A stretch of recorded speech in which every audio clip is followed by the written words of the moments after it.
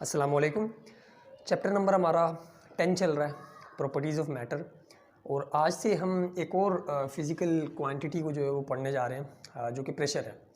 तो जो टॉपिक्स हैं जो हम आज डिस्कस करेंगे उनमें से सबसे पहला जो टॉपिक है वो प्रेशर का है। इसके अंदर हम लोग प्रेशर की डेफिनेशन, फार्मूला, यूनिट और इसको थोड़ा सा समझेंगे कि प्रेशर क्या होता है। फिर जो दूसरा टॉपिक है वो इसी प्रेशर से रिलेटेड है और बेसिकली एक साइंटिफिक रीज़न है और ये इसी की एक्सप्लेनेशन होगी, प्रेशर की ही एक्सप्लेनेशन होगी इसी साइंटिफिक रीज़न को पढ़ते हुए, जो कि बुक के अंदर मौजूद है। और फिर आगे जो है वो हम लोग एटमॉस्फेरिक प्रेशर को देखेंगे और इसी एटमॉस्फेरिक प्रेशर से रिलेटेड एक एक्सपेरिमेंट है जो कि बुक के अंदर मौजूद है, कोलैप्सिंग कैन एक्सपेरिमेंट के नाम से। इसको भी पढ़ेंगे और इसको परफॉर्म करने की भी कोशिश करेंगे। तो स्टार्ट करते हैं हम लोग प्रेशर की डेफिनेशन के साथ। और डेफिनेशन के मुताबिक जो प्रेशर है, pressure is the effect of force which depends upon the area on which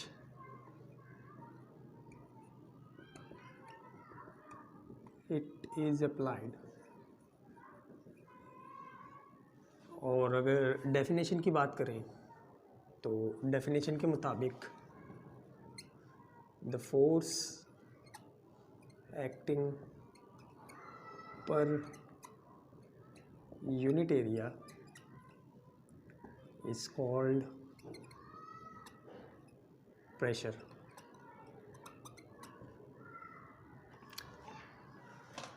तो प्रेशर जो है ये बेसिकली फोर्स ही होती है, लेकिन डिस्ट्रीब्यूटेड फोर्स होती है, जो कि हम ये वाली डेफिनेशन जब समझेंगे तो इसके अंदर समझ में आएगा। ये जो ऊपर लिखा हुआ है कि pressure is the effect of force, pressure basically एक फोर्स ही होती है और फोर्स का इफेक्ट होता है which depends upon the area on which it is applied. Pressure जो है वो डिपेंड करता है कि कितने एरिया के ऊपर कितनी फोर्स जो है वो अप्लाई की जा रही है।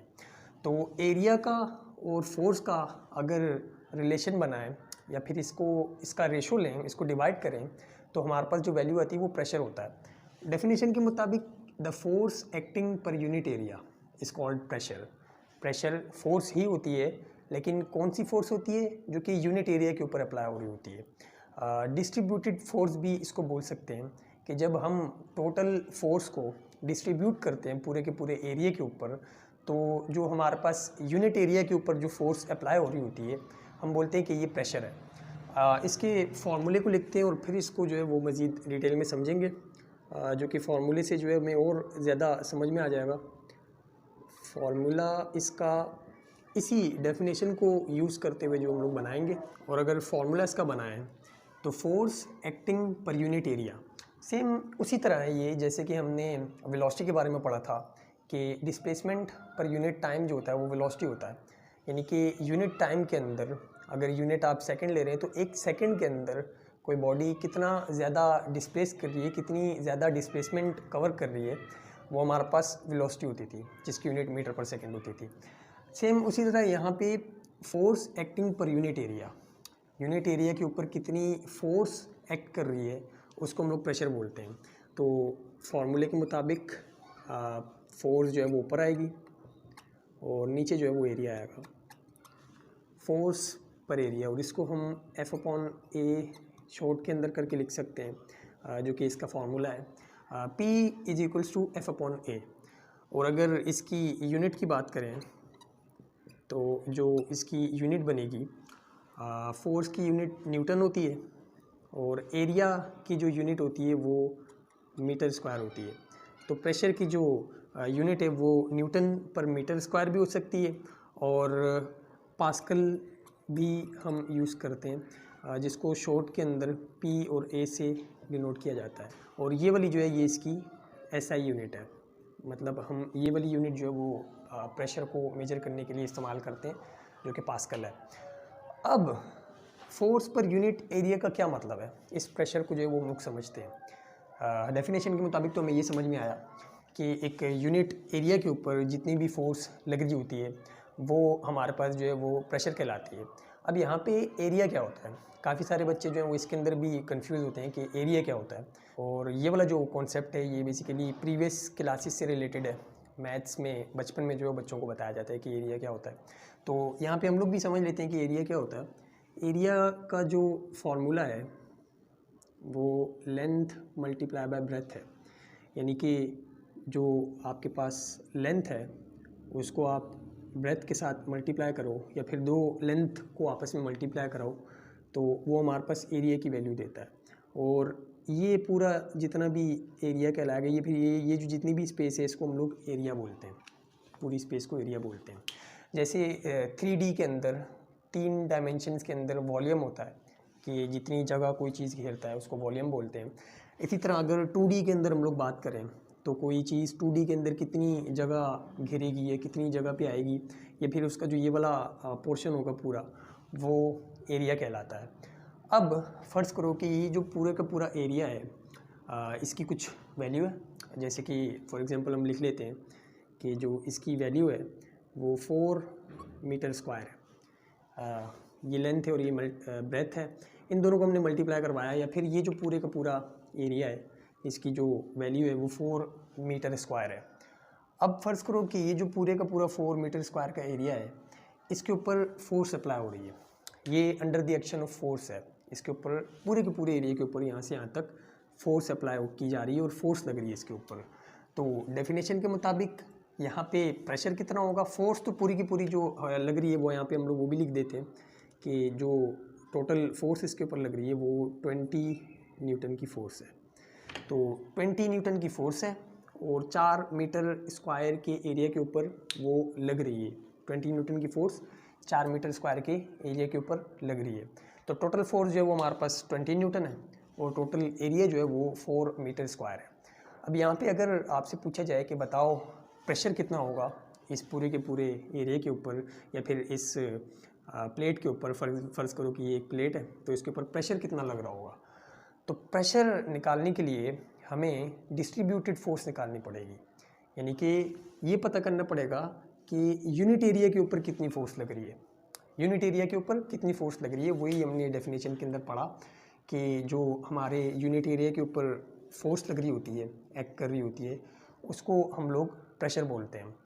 तो टोटल फोर्स 20 न्यूटन है और एरिया जो है वो हमारे पास 4 मीटर स्क्वायर है और यूनिट जो होता है इसकी जो वैल्यू होती है वो 1 होती है। तो यूनिट एरिया मतलब आगे अगर एरिया की जो यूनिट है वो हम लोग मीटर स्क्वायर इस्तेमाल कर रहे हैं तो यूनिट एरिया जो होगा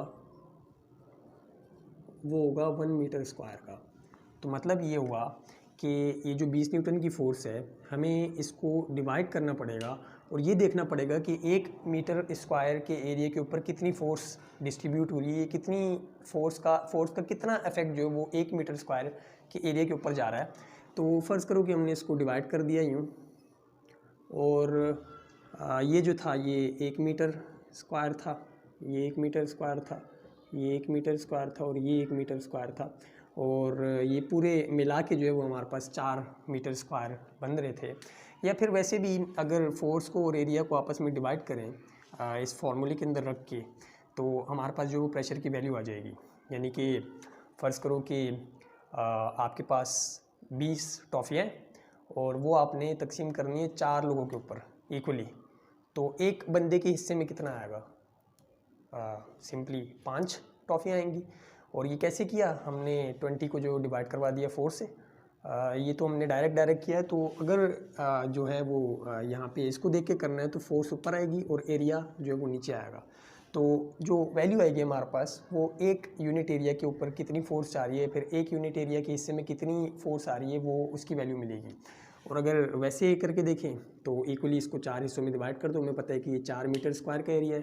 तो अगर इसको इक्वली 4 हिस्सों में डिवाइड कर दें तो ये जो एक हिस्सा आएगा हमारे पास ये यूनिट एरिया होगा और इसके ऊपर कितनी फोर्स लग रही होगी 5 न्यूटन की, जो कि हमने डिवाइड करके देखा है। 5 न्यूटन की फोर्स इस यूनिट एरिया के ऊपर लग रही है। तो ये जो 5 न्यूटन पर मीटर स्क्वायर है ये हमारे पास जो है वो प्रेशर कहलाता है। और अगर फार्मूला अप्लाई करके निकालनी है प्रेशर की वैल्यू तो 20 जो है वो ऊपर लिखो, जो कि हमें पता है F/A जो है इसका फार्मूला है। तो ऊपर 20 और नीचे जो है वो 4, तो 4 1 4 और यहाँ पे 5, तो जो हमारे पास 5 आएगा ये हमारे पास न्यूटन पर मीटर स्क्वायर, ये हमारे पास जो होगा वो प्रेशर की वैल्यू होगी, या फिर इसको 5 पास्कल भी हम लोग कह सकते हैं। ये प्रेशर की वैल्यू है। तो ये था हमारे पास प्रेशर, जो कि सिंपली फोर्स पर यूनिट एरिया है कि एक यूनिट एरिया के हिस्से में डिस्ट्रीब्यूटेड फोर्स कितनी आती है, फिर फोर्स का कितना इफेक्ट जो है वो एक यूनिट एरिया के ऊपर लग रहा होता है, वो सिंपली हमारे पास प्रेशर कहलाता है। अब इसी को समझने के लिए, या फिर ये जो फार्मूला है प्रेशर का एरिया के साथ क्या रिलेशन है, एरिया के ज़्यादा होने से प्रेशर के ऊपर क्या फ़र्क पड़ेगा और एरिया के कम होने से प्रेशर के ऊपर क्या फ़र्क पड़ेगा, ये हम लोग जो है वो एक साइंटिफिक रीज़न के ज़रिए से समझेंगे, जो कि इसकी ही एक्सप्लेनेशन होगी कि जो प्रेशर है और एरिया है इसका आपस में रिलेशन क्या है। और वैसे भी अगर देखें तो इन दोनों का जो आपस में रिलेशन बन रहा है ये इन्वर्स रिलेशन बन रहा है। प्रेशर का और एरिया का आपस में इन्वर्स रिलेशन बन रहा है कि एरिया जितना ज़्यादा होगा प्रेशर की वैल्यू उतनी ज़्यादा कम आएगी, और एरिया जितना ज़्यादा कम होगा प्रेशर की वैल्यू उतनी ज़्यादा बड़ी आएगी। इन्वर्स रिलेशन है, और इसको एग्जांपल के ज़रिए से समझने की कोशिश करेंगे आगे साइंटिफिक रीज़न के अंदर। तो चलिए बढ़ते हैं साइंटिफिक रीज़न के ऊपर। और ये रीज़न है क्या कि women with high heels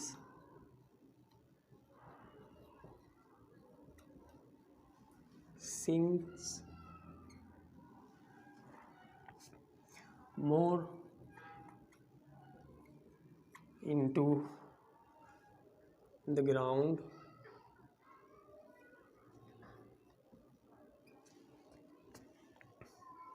than with flat shoes। तो ये हमारे पास एक साइंटिफिक रीज़न है कि women with high heels sinks more into the ground than with flat shoes. और इसका मतलब ये है कि आप लोगों ने अक्सर देखा होगा कि फॉर एग्ज़ाम्पल एक कच्चा जो है वो ग्राउंड है, हमारे पास कच्ची ज़मीन है, और एक वुमेन है जिसने एक पैर के अंदर जो है वो हाई हील्स पहनी हुई है, जिसकी पीछे से जो हील है वो काफ़ी ज़्यादा पॉइंटेड होती है, उसका एरिया जो है वो काफ़ी ज़्यादा कम होता है। और दूसरे पैर के अंदर फ़र्ज़ करो कि उसने एक फ्लैट शू पहना हुआ है, सीधा जो चप्पल होता है हमारे पास, सीधा जो जूता होता है वो पहना हुआ है। तो आप लोग ये देखोगे कि वुमेन का वेट जो है वो सेम है, दोनों पाँव के ऊपर जो है वो सेम फोर्स जो है वो अप्लाई कर रही है वुमेन, लेकिन जो उसका हील वाला पाँव होगा वो ज़मीन के अंदर धंसा हुआ होगा या फिर संग डूबा हुआ होगा, ज़मीन के अंदर घुसा हुआ होगा, जबकि जो फ्लैट शू वाला पाँव है वो इतना ज़्यादा ज़मीन के अंदर नहीं घुसेगा। कच्ची ज़मीन हो, जैसे जिसके ऊपर हम लोग पौधे वगैरह लगाते हैं वो वाली ज़मीन हो, और एक पाँव के अंदर एक वुमेन ने हाई हील्स पहनी हो और दूसरे पाँव के अंदर उसने फ्लैट शू पहने हो। तो अगर इसको हम लोग टॉप व्यू में देखें तो जो हील वाला हिस्सा होगा वुमेन का, उसका जो एरिया होगा वो इतना होगा, ये हील है, मतलब ये उसका सैंडल है, और ये पीछे से जो उसकी हील है, और जो फ्लैट शू होगा जो कि उस ग्राउंड के साथ कांटेक्ट में है, और जो फ्लैट शू होगा वो पूरे का पूरा इस तरह से आ रहा होगा, फ्लैट शू पूरे का पूरा इस तरह से आ रहा होगा। ये पहला वाला पैर है और ये दूसरा वाला पैर है, और जो ग्राउंड है हमारे पास वो बिल्कुल स्मूथ है, यानी कि उसके अंदर चीज़ें सिंक कर सकती हैं, फिर उसके अंदर घुस सकती हैं। तो साइंटिफिक रीज़न ये है कि बोल लें कि ऐसा क्यों होता है कि जो उसका हाई हील वाला जो पाँव है वो ज़मीन के अंदर ज़्यादा घुस जाता है, जबकि फ्लैट शू वाला या तो घुसता ही नहीं है, फिर कम जो है वो इसके मुकाबले में काफ़ी कम जो है वो नीचे ज़मीन को दबाता है। ये वाला जो ये पूरे का पूरा उसके अंदर घुस जाता है। तो यहाँ पे जो रीज़न है, साइंटिफिक रीज़न का जो आंसर है यहाँ पे वो एरिया है और प्रेशर है, प्रेशर का टॉपिक है। ये प्रेशर के टॉपिक से रिलेटेड जो है वो साइंटिफिक क्वेश्चन है, जो कि आपकी बुक के अंदर भी मौजूद होगा और गाइड्स वगैरह के अंदर भी मौजूद होगा। तो इसका जो आंसर है वो ये है कि ये वाला जो पाँव है या फिर ये वाली जो चीज़ है, इसके अंदर जो हील है उसका एरिया काफ़ी ज़्यादा कम है। अगर प्रेशर की या प्रेशर का हम लोग यहाँ पे अगर फॉर्मूला लिखें, प्रेशर जो है वो F/A के इक्वल है, तो एरिया का और प्रेशर का आपस में इन्वर्स रिलेशन आ रहा है। यानी कि एरिया जितना ज़्यादा कम होगा प्रेशर की वैल्यू उतनी ज़्यादा आएगी, और एरिया जितना ज़्यादा बड़ा होगा प्रेशर की वैल्यू उतनी ज़्यादा कम आएगी। तो इन दोनों के अंदर हालांकि जो फोर्स है, जो वुमेन का वेट है वो सेम है, दोनों पाँव के ऊपर सेम वेट जो है या फिर सेम फोर्स जो है वो लग रही होगी। यहाँ पे जो चीज़ डिफ़र कर रही है या फिर जो चीज़ यहाँ पे डिपेंड कर रही है प्रेशर के ऊपर वो एरिया है। तो इस वाले पाँव के ऊपर जो प्रेशर की वैल्यू होगी वो काफ़ी ज़्यादा बड़ी होगी। फॉर एग्जांपल इसका जो हमारे पास एरिया है, फ़र्ज़ करो कि वो 2 मीटर स्क्वायर है। ये जो एरिया है समझ लो ऐसे ही कि 2 मीटर स्क्वायर है, और ये वाला जो एरिया है ये 20 मीटर स्क्वायर है। और फ़र्ज़ करो कि जो हमारे पास वुमेन है उसका जो वेट है, यानी कि जो फोर्स इन दोनों के ऊपर लग रही है, तो वेट जो है वो हमारे पास 40 न्यूटन है, और ये फोर्स के इक्वल होगा क्योंकि वेट जो होती है वो एक फोर्स ही होती है। और दोनों केसेस के अंदर जो हमारे पास फोर्स है वो दोनों केसेस के अंदर सेम है। तो अगर इस फॉर्मूले के अंदर डालें तो इस वाली साइड के लिए, इस वाले हिस्से के लिए प्रेशर 1 की जो वैल्यू आएगी वो क्या आएगी 40/2, और प्रेशर 2 यानी कि यहाँ पे जो प्रेशर बन रहा होगा उसकी वैल्यू क्या आएगी 40/20। तो इन दोनों को सॉल्व करेंगे, इसका आंसर जो है वो 2 आएगा, यानी कि प्रेशर 2 की वैल्यू जो है वो आएगी हमारे पास 2 पास्कल। और जबकि इस वाले केस के अंदर जो हमारे पास वैल्यू आएगी वो आएगी 20 पास्कल। तो यहाँ पे जो प्रेशर की वैल्यू वो काफ़ी ज़्यादा बड़ी है 20 पास्कल, और यहाँ पे जो प्रेशर की वैल्यू है वो 2 पास्कल आ रही है। तो इसका मतलब ये हुआ कि एरिया और प्रेशर जो है आपस में इन्वर्स रिलेशन में। और इस साइंटिफिक रीज़न का अगर हम लोग आंसर लिखें तो इसका आंसर कुछ इस तरह से आएगा, या इसको अपनी वर्डिंग के अंदर भी आप लोग लिख सकते हो जो आप लोग समझे हो। हम यहाँ पे जो है वो आंसर बनाने की कोशिश करते हैं कि women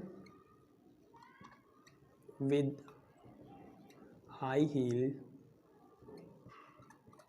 have less area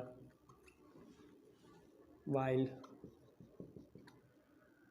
women with flat shoe have larger area.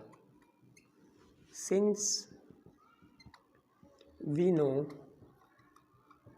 that pressure and area are in inverse relation,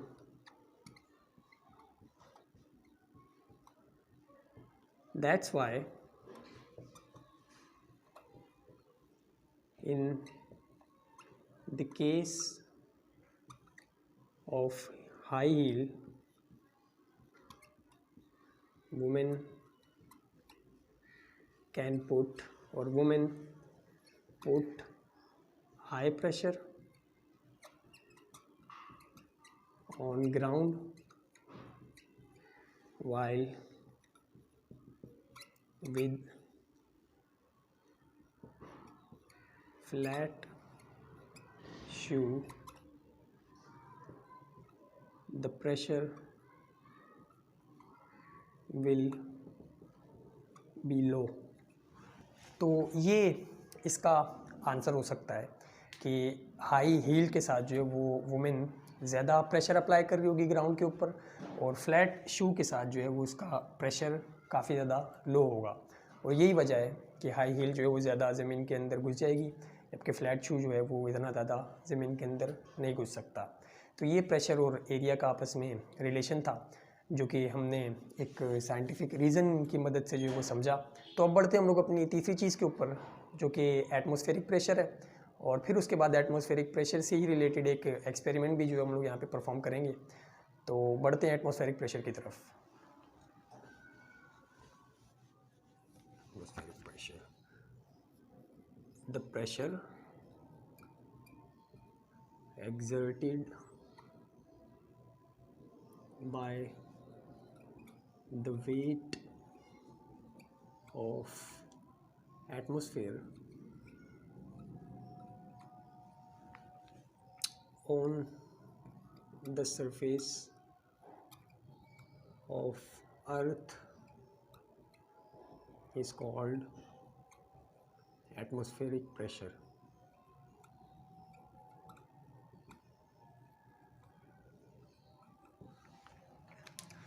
तो ये हमारे पास एटमॉस्फेरिक प्रेशर की डेफिनेशन है। और एटमॉस्फेयर बेसिकली हमारी एयर से मिलके बना होता है, और एयर जो है वो गैसेस का मिक्सचर है, जिसके अंदर ऑक्सीजन, नाइट्रोजन, कार्बन डाइऑक्साइड और वगैरह वगैरह ये सारी गैसेस मिलती हैं जब, तो वो एक मिक्सचर बनाती हैं जिसको हम लोग एयर बोलते हैं, जो कि हमारे इर्द गिर्द इधर उधर मौजूद है। और स्टेट ऑफ मैटर के अंदर हमने पढ़ा था कि जो गैस होती है वो भी मैटर है। अब गैस भी मैटर है तो इसका मतलब ये हुआ कि जो हमारे पास गैसेस हैं उनका भी कुछ ना कुछ मास होता होगा, और मास होने का मतलब ये है कि उनका भी कुछ ना कुछ वेट होगा। तो हमें पता है कि जो हमारी अर्थ है उससे काफ़ी ज़्यादा डिस्टेंस तक जो है ये एयर मौजूद होती है, ये एटमॉस्फेयर जो है हमारा मौजूद होता है। मतलब यहाँ पे सारी जो है वो गैसेज हैं अर्थ से लेकर काफ़ी ज़्यादा डिस्टेंस तक जो है हमारे पास गैसेज मौजूद होती हैं। और इन गैसेस के हर जितने भी मॉलिक्यूल्स हैं हर एक का कुछ ना कुछ मास होगा। और अगर कलेक्टिवली देखें तो जितनी भी हमारे पास एयर होती है या फिर एटमॉस्फेयर होता है उसका भी कुछ ना कुछ वेट होता है। मतलब ये कि जो अर्थ है इनके ऊपर भी फोर्स लगा रही होती है, इनको भी खींच रही होती है नीचे की तरफ, जिनकी वजह से इनका जो वेट है वो डाउनवर्ड जो है वो एक्ट कर रहा होता है। और ये जो हमारे पास गैसेस होती हैं ये लेयर्स की फॉर्म में मौजूद होती हैं, और वो जो लेयर्स हैं वो डेंसिटी के ऊपर बेस करती हैं। जो जितनी ज़्यादा डेंस होगी वो उतनी ज़्यादा ज़मीन के करीब होगी, और जिसकी डेंसिटी जितनी ज़्यादा कम होगी, मतलब कि जो जितनी ज़्यादा लाइटर होंगी, हल्की होंगी गैसेस, वो ऊपर मौजूद होंगी। तो मतलब ये है कि अर्थ के काफ़ी ज़्यादा डिस्टेंस तक जो है ये एटमॉस्फेयर हमारा मौजूद होता है, और एयर जो होती है वो मौजूद होती है। और हमने देखा कि जो हमारी एयर है वो गैसेस से मिलके बनी हुई होती है, और गैसेस का भी अपना कुछ ना कुछ मास होता है, कुछ ना कुछ जो उनका वेट होगा उनके मासेस की वजह से, तो इनका कुछ ना कुछ वेट है। तो अब अगर हम लोग इसकी डेफिनेशन पढ़ें तो डेफिनेशन में लिखा हुआ है कि the pressure exerted by the weight of the atmosphere. हमें पता है कि एटमॉस्फेयर का कुछ ना कुछ वेट है, और वेट एक फ़ोर्स है, वेट जो है वो एक फ़ोर्स है। तो ये फोर्स जब किसी भी एरिया के ऊपर लगेगी या फिर ज़मीन के ऊपर फ़र्ज़ करो कि कोई चीज़ पड़ी हुई है और उसके ऊपर से एक वेट की फ़ोर्स जो एक्ट कर रही है, वेट की फ़ोर्स जो जब उसके उस एरिया के ऊपर एक्ट करेगी तो वहाँ पे कुछ ना कुछ प्रेशर भी बनेगा, यानी कि वहाँ पे जो होगा प्रेशर की कुछ ना कुछ वैल्यू होगी, फोर्स अप्लाई होगी उस एरिया के ऊपर। और फोर्स अपॉन एरिया जो होता है वो प्रेशर होता है, या फिर उस वेट की वजह से जो भी प्रेशर किसी भी सरफेस के ऊपर या किसी भी चीज़ के ऊपर लग रहा है, जो कि आगे उन्होंने लिखा हुआ है कि on the surface of earth, या फिर सरफेस ऑफ अर्थ के ऊपर ही जो प्रेशर एक्सर्ट हो रहा है या फिर लग रहा है इसके वेट की वजह से, उसको हम लोग बोलते हैं एटमॉस्फेरिक प्रेशर। तो एटमॉस्फेरिक प्रेशर सिंपली वो प्रेशर है जो एटमॉस्फेयर के वेट की वजह से सरफेस ऑफ अर्थ के ऊपर लग रहा होता है। और सरफेस ऑफ अर्थ का मतलब ये है कि अर्थ के ऊपर जितनी भी चीज़ें हैं, हम भी और जितनी नॉन लिविंग थिंग्स हैं, जितनी भी चीज़ें हैं, सब के ऊपर ये प्रेशर जो है वो लग रहा होता है। और इस प्रेशर की मतलब काफ़ी ज़्यादा वैल्यू है, और इसको हम लोग डेमोन्स्ट्रेट भी करेंगे, देखेंगे भी कि ये कितनी ज़्यादा वैल्यू होती है। वैसे अक्सर जो है अभी भी हमें जो है वो महसूस नहीं हो रहा या फील नहीं हो रहा कि हमारे ऊपर कुछ ना कुछ प्रेशर लग रहा है एटमॉस्फेयर की वजह से, लेकिन ये प्रेशर जो है वो मौजूद है, और इसकी जो अमाउंट है, इसकी जो वैल्यू है वो काफ़ी ज़्यादा है, जो कि हम एक अगले एक्सपेरिमेंट के अंदर देखेंगे, जो कि इसी हमारे लेक्चर का टॉपिक है, कोलैप्सिंग कैन एक्सपेरिमेंट वाला। तो ये हमारे पास एटमॉस्फेरिक प्रेशर था, और इससे रिलेटेड कुछ और इन्फॉर्मेशन है वो यहाँ पे लिख लेते हैं, जो कि एमसीक्यूज़ के लिए काम आएगी। और उसमें पहला पॉइंट ये है कि जो ये एटमॉस्फेरिक प्रेशर है इसको मेजर करने के लिए एक डिवाइस यूज़ होती है जिसको बैरोमीटर बोलते हैं। Barometer is used to measure atmospheric pressure.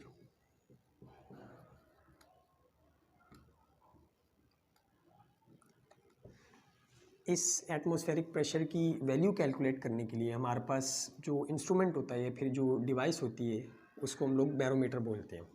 ये इसका एक पॉइंट है। इसी तरह जो एक और इसका पॉइंट है जो कि एमसीक्यूज़ के लिए इम्पोर्टेंट हो सकता है, वो ये है कि एट सी लेवल, समुंदर की सतह पे जो वैल्यू होती है ऑफ एटमॉस्फेरिक प्रेशर, एपी मतलब एटमॉस्फेरिक प्रेशर, जो सी लेवल पे इसकी वैल्यू होती है वो होती है इज़ अबाउट 10⁵ पास्कल, और विच इज़ ऑल्सो कॉल्ड 1 बार। बार जो है वो भी एक यूनिट है प्रेशर को मेजर करने की, और बड़ी यूनिट है, मतलब इसके अंदर बड़ा प्रेशर जो हम लोग मेजर करते हैं, प्रेशर की ज़्यादा वैल्यू आती है तो हम इस यूनिट को जो इस्तेमाल करते हैं। अगर पास्कल के अंदर देखना है तो 10⁵ पास्कल सी लेवल के ऊपर हमारी इस एटमॉस्फेरिक प्रेशर की वैल्यू होती है, जो कि काफ़ी ज़्यादा है। अब चलते हैं हम लोग अपने एक्सपेरिमेंट की तरफ, जो कि कोलैप्सिंग कैन एक्सपेरिमेंट है, और उससे हम लोग डेमोन्स्ट्रेट करेंगे इस एटमॉस्फेरिक प्रेशर को, देखेंगे कि भाई ये कितना होता है और कैसे जो है वो हमारे ऊपर लग रहा होता है, या फिर लग भी रहा होता है या नहीं लग रहा होता। तो बढ़ते हैं एक्सपेरिमेंट की तरफ, जिसका नाम है, तो ये जो एक्सपेरिमेंट है ये आपकी बुक के अंदर मौजूद है, और ये आप लोगों ने खुद भी परफॉर्म करना है एटमॉस्फेरिक प्रेशर को पहचानने के लिए कि वो कितना ज़्यादा लग रहा होता है। और यहाँ पे बेसिकली कैन फ़िलहाल जो है वो अवेलेबल नहीं है, तो हम इसकी जगह पे जो है वो एक बोतल को इस्तेमाल करेंगे। सिंपल जो बोतल होती है उसको इस्तेमाल करेंगे। आपके पास अगर हो कैन तो आप उसका भी इस्तेमाल कर सकते हैं। और बुक के अंदर इन्होंने बताया हुआ कैसे है कि फ़र्ज़ करो कि आपके पास एक इस तरह का कैन है, आप उसकी जगह जूस का जो डब्बा होता है वो भी इस्तेमाल कर सकते हैं। कि फ़र्ज़ करो कि हमारे पास एक ये जूस का डब्बा है, और ये इसके अंदर जो है वो हमने स्ट्रॉ लगाई हुई है, ये इसके अंदर स्ट्रॉ लगी हुई है, जो वैक्यूम का काम जो है जिससे हम लोग लेंगे। तो जो एटमॉस्फेरिक प्रेशर पढ़ा हमने कि जो ये प्रेशर है एटमॉस्फेयर की वेट की वजह से जो एक्सर्ट होता है सरफेस ऑफ अर्थ के ऊपर, तो इसके ऊपर जितनी भी चीज़ें होंगी सबके ऊपर ये एक्ट कर रहा होगा, हमारे ऊपर भी, इसके ऊपर भी, और जितनी भी चीज़ें हैं सबके ऊपर। तो यहाँ पे फ़र्ज़ करो कि इसके ऊपर एयर जो है वो इसके चारों साइड मौजूद होगी, तो चारों साइड से इसके ऊपर एटमॉस्फेरिक प्रेशर जो है वो अप्लाई हो रहा होगा।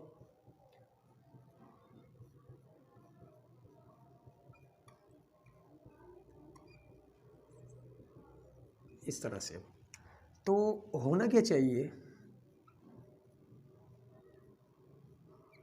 अगर एटमॉस्फेरिक प्रेशर इसके ऊपर लग रहा है चारों तरफ से एटमॉस्फेयर के वेट की वजह से, तो होना क्या चाहिए कि ये जो हमारे पास कैन है इसको कोलैप्स हो जाना चाहिए, क्योंकि प्रेशर लग रहा है ना। अगर हम किसी चीज़ के ऊपर इस तरह से प्रेशर लगाएं तो उसको तो कोलैप्स हो जाना चाहिए, यानी कि आपस में चिपक जाना चाहिए, इस तरह से टेढ़ा मेढ़ा हो जाना चाहिए।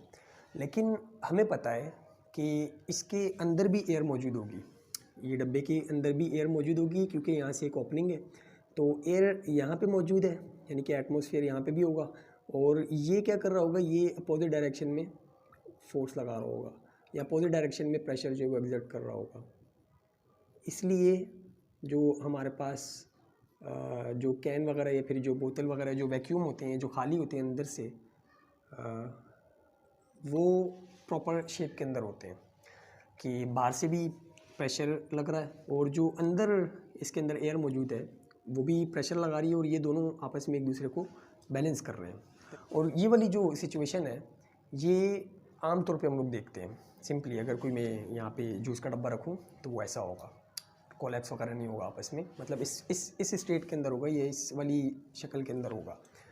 तो अगर ये जो बाहर से एटमॉस्फेरिक प्रेशर उसके ऊपर लग रहा है, इसको पहचानना है कि भाई ये कितना है, इसकी वैल्यू कितनी है। तो क्या करें, अंदर जो इसकी एयर है, क्या अगर इसको हम लोग बाहर निकाल दें, ये जो अंदर वाला प्रेशर है ये किसकी वजह से लग रहा है, इस एयर की वजह से, इस एटमॉस्फेयर की वजह से, जो कि इसको बैलेंस कर रहा है बाहर वाले प्रेशर को। तो अगर हम लोग ऐसा करें कि ये जो एयर है इसके अंदर मौजूद है, अगर इसको वैक्यूम करके या फिर सक करके जो हम लोग बाहर निकाल दें तो क्या होगा, तो फिर ये होगा कि जो अंदर वाला प्रेशर होगा वो बिल्कुल ख़त्म हो जाएगा और बाहर वाला प्रेशर कितना है हमें वो पता लग जाएगा। और उससे क्या होगा, इस डब्बे के ऊपर या फिर इस कैन के ऊपर ये पूरा कोलैप्स हो जाएगा। तो ये इनिशियल स्टेज है इसकी, यानी कि जिसके अंदर हमने अभी तक जो अंदर वाली एयर है उसको सक करके बाहर नहीं निकाला। तो दूसरी फॉर्म के अंदर अगर हम लोग यहाँ से एयर को सक करें और सक करके बाहर फेंक दें कहीं पे, या फिर अंदर मुंह के अंदर हम लोग अपने अंदर सक कर ले लें, तो ये वाला जो हमारे पास इंटरनल प्रेशर होगा ये ख़त्म हो जाएगा और जो एक्सटर्नल प्रेशर होगा वो इसकी क्या हालत करेगा, ये जो पूरा कैन है ये हमारे पास कोलैप्स हो जाएगा।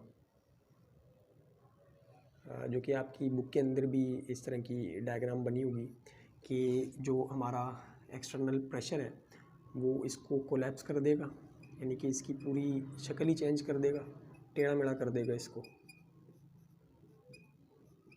तो इस एक्सपेरिमेंट से अब यहाँ से हमने जो है वो एयर निकाल दिए, सक करके बाहर फेंक दिए, सारी एयर जो है वो या फिर सारा जो एटमॉस्फेयर है वो निकाल के बाहर फेंक दिया। तो उसकी वजह से ही जो अंदर का इंटरनल प्रेशर था वो ख़त्म हो गया, जो पहले लग रहा था, जो इनिशियल स्टेज के अंदर था। तो इससे हमें क्या समझ में आया, फिर इससे हम लोगों ने क्या चीज़ देखी कि एटमॉस्फेरिक प्रेशर क्या हाल कर देता है चीज़ों का, या फिर कितना ज़्यादा होता है, जो कि हमारे ऊपर भी लग रहा है और काफ़ी सारी चीज़ों के ऊपर लग रहा है। अब अगर इस एक्सपेरिमेंट को परफॉर्म करें हम लोग खुद, तो फ़िलहाल ये वाली चीज़ या फिर ये जो कैन है ये तो हमारे पास अवेलेबल नहीं है, लेकिन एक और चीज़ अवेलेबल है जो कि हम लोग इस्तेमाल कर सकते हैं, जो कि बोतल है, सिंपल जो बोतल होती है। तो ये हमारे पास जो है वो एक सिंपल ड्यू की बोतल है और ये अपनी ओरिजिनल स्टेट के अंदर है या फिर इनिशियल स्टेज के अंदर है। और इनिशियल स्टेज के अंदर या फिर प्रॉपर शेप के अंदर क्यों है, क्योंकि जो एटमॉस्फेरिक प्रेशर है वो तो इसके ऊपर लग रहा है आउटसाइड से, लेकिन इस आउटसाइड या फिर एक्सटर्नल प्रेशर को जो चीज़ बैलेंस कर रही है वो इसके अंदर मौजूद एयर है। ऊपर से ये जो है ये खाली है, खुला हुआ, तो इसके अंदर जो है वो भी, इसके अंदर भी एयर होगी और वो जो एयर है वो भी इसके ऊपर जो है वो प्रेशर लगा रही होगी, जो कि इस तरह से आउटवर्ड डायरेक्शन में लग रहा होगा। और ये दोनों जो हमारे पास प्रेशर है ये कैंसिल आउट कर रहे होंगे आपस में, इसलिए ये जो है प्रॉपर शेप के अंदर है। तो अगर हम लोग क्या करें कि जो अंदर इसकी एयर है, जो इसके अंदर पूरी एयर है, इसको सक करके बाहर निकाल दें, बाहर फेंक दें, या फिर इसके अंदर से जो है खाली कर दें, इसको खाली कर दें, एयर जो है इसके अंदर से निकाल दें, तो इसका क्या हाल होगा, ये वाला हाल होना चाहिए, इसको भी कोलैप्स जो है वो करना चाहिए। तो करके देखते हैं। अगर इसको मैं सक करूँ यहाँ से, जो इसके अंदर जितनी एयर होगी वो मैं इनहेल कर लूँगा और सिर्फ जो एटमॉस्फेरिक प्रेशर है वो इसके ऊपर लग रहा होगा, और देखते हैं कि इसका क्या हाल होता है।